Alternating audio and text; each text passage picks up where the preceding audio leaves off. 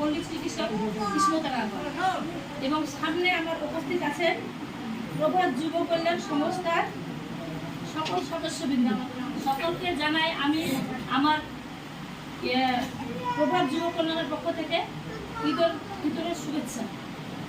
আসলে আমাদের কাজ হচ্ছে প্রতিবন্ধী, বিধবা এবং স্বামী পরিত্যক্তা যারা দুস্থ অসহায় তাদের নিয়ে আমরা কাজগুলো করি এবং চেষ্টা করি যে হলো তারা যেন কিছু পাক বা কিছু করুক বা আমাদের দ্বারাই কোনো উপকার হলো তারা যেন স্বাবলম্বী হতে পারে, এই কার্যক্রম আমরা শুরু করেছি। এবং আমরা চাইছি যে যদি আমরা সংগঠন করি একসাথে সবাই মিলে যদি আমরা একত্রিত হয়ে কাজগুলো করি, যে কোনো কাজ ইনশাআল্লাহ সবাই আমরা পাইব। আপনাদেরকে সকল সদস্য এই বিন্দু বিন্দু করে আপনাদের সদস্য তৈরি করেছি। আমি 2020 সাল থেকে এই প্রতিষ্ঠানে কাজ করি এবং কাজ করায় এদেরকে হলো প্রত্যেকেই যাকে যতটুকু পারি তাকে ততটুকু সহযোগিতা করেছি। যেমন এবারে আমি 30টা লুঙ্গি এবং 30টা শাড়ি বিতরণ করেছি। এখানে 150 জনকে ঈদের খুশিতে আমি 150 জনকে এখানে সামাই এবং চিনি বিতরণ করব। তো যতটুকু পারছি ততটুকু করছি। আর আমার পাশে যে বড় ভাই আছে, যে আমাদের হলো সবচেয়ে হলো কাছের লোক এবং হলো আমার দুঃসময়ে সুসময়ে সবসময় আমার পাশে থাকে, আমি বড় ভাইকে হলো দৃষ্টি আকর্ষণ করে বলছি, আপনি জেলা পরিষদে আছেন এবং আপনি ইচ্ছা করলে এই প্রতিষ্ঠানটাকে সহযোগিতা করে অনেক বড় জায়গায় নিয়ে যেতে পারেন, কারণ আপনারা অনেক সুযোগ পান, যেটা হলো আমরা ওই সুযোগগুলো পাই না এবং সদস্যরা সেই জায়গাতে যেতে পারে না। তা আমি ভাইয়ের কাছে বলছি যে ভাই আপনি আমাদেরকে সহযোগিতা করবেন এবং দুস্থ মানুষের যারা অসহায় মানুষের তাদের একটু হলো হাসি মুখে তারা যেন হলো আসতে পারে, চলাফেরা করতে পেরেছি। এই বলে আমি আমার বক্তব্য শেষ করছি। আল্লাহ হাফিজ। বিসমিল্লাহির রহমানির রহিম।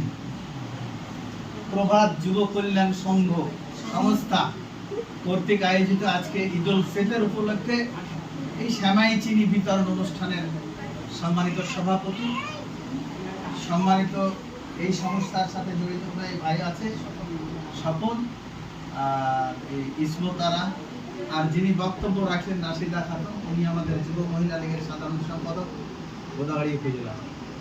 আপনারা যারা উপস্থিত আছেন, যারা উপকারভোগী, এই ক্ষুদ্র পরিসরে হলেও সুন্দর একটা সহযোগিতার হাত বাড়িয়েছে। সেই সহযোগিতা নেওয়ার জন্য যারা এসেছেন অর্থাৎ এই এলাকার মানুষ সকলকে জানাই আসসালামু আলাইকুম, অগ্রিম ঈদুল ফিতরের শুভেচ্ছা। রহমত, বরকত, মাগফিরাত এবং নাজাতের মাস রমজান মাস, রমজান মাসের একেবারে শেষ লগ্নে আমরা চলে এসেছি। আজকে 28শে রমজান।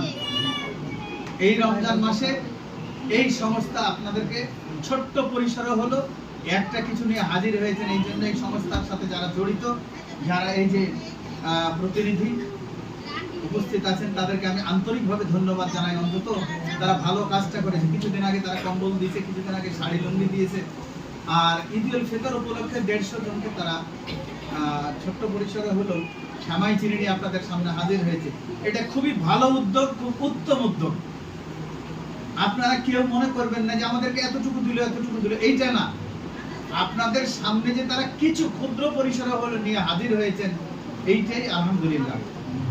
আমরা সবাই তাদেরকে ধন্যবাদ জানাবো, তাদের জন্য দোয়া করব। সামনে যেন এইটা আরো বৃহৎ পরিসরে, বেশি পরিসরে নিয়ে যেন আপনাদের সামনে হাজির হইতে পারে, এই জন্য তাদের জন্য আমরা দোয়া করব। পাশাপাশি সহযোগিতা করতে হবে। যারা ভালো কাজ করে তাদেরকে অবশ্যই ধন্যবাদ দিতে হয়, যারা ভালো কাজ করে না তারা ধন্যবাদ পাওয়ার যোগ্য নয়। এরা ভালো কাজ করেছে, আমরা আন্তরিকভাবে এই প্রতিনিধি যারা আছেন এখানে আমরা 3 জন দেখছি, সবাইকে ধন্যবাদ জানাচ্ছি এবং আমরা পাশে থেকে তাদেরকে সহযোগিতা করতে চাই। আমার কাছে আহ্বান জানানো হয়েছে আগামীতে যেন আমি কিছু সহযোগিতা করি।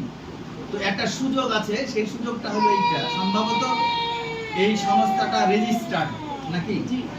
রেজিস্টার্ড যদি হয় আমরা সরকারি সহযোগিতা করতে পারি। একটু প্রতিবন্ধকতা থাকে, সেইটা হলো রেজিস্ট্রেশন না হলে হয় না। তো যেহেতু এটা রেজিস্ট্রেশন হয়েছে, আমি কর্তৃপক্ষের সাথে একটু কথা বলে দেখব, সম্ভবত সহযোগিতা করা যেতে পারে। আপনাদেরকে বলি একটা কথা, এই দেশ বাংলাদেশ, বাংলাদেশের যিনি প্রধানমন্ত্রী জননেত্রী শেখ হাসিনা উনি বাংলাদেশের মানুষের জন্য, বিশেষ করে নারীদের জন্য বিভিন্ন ভাতার প্রচলন করেছেন। বিভিন্ন ভাতার প্রচলন করেছেন, বয়স্ক ভাতা, বিধবা ভাতা, স্বামী পরিত্যক্তা ভাতা, ল্যাকটেটিং মাদার ভাতা, এইরকম নানান রকমের ভাতা সৃষ্টি করেছেন। আমরা শুধু এতটুকুই বলতে চাই যে আসলে মানুষ যখন কষ্টে থাকে, আপনার সন্তান যদি কষ্ট থাকে, তা আপনি সবচাইতে বেশি বুঝবেন।